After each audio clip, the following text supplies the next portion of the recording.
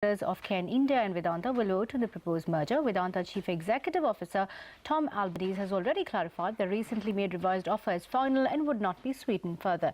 So what can we expect from the voting? Nithya Balakrishnan is here with the details. Nithya, what are you picking up with what this means and how this will pan out? And of course, there is a possibility the shareholders have already given a positive go-ahead to the company.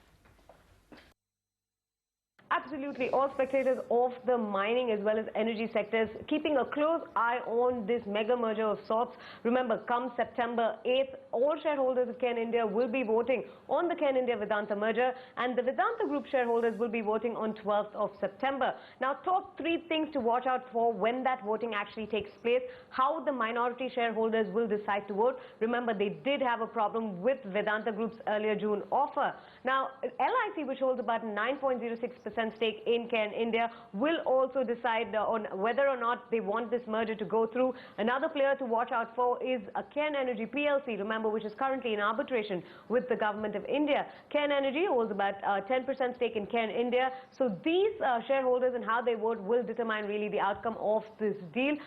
We're given to understand from sources in both companies that there have been internal talks, and there seems to be consensus emerging on thumbs up to the sweetened offer.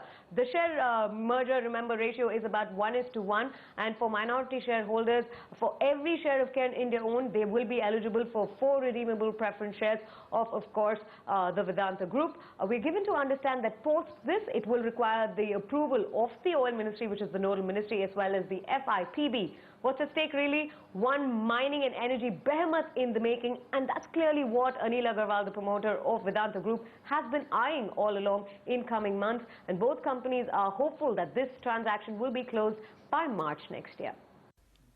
Well, that's an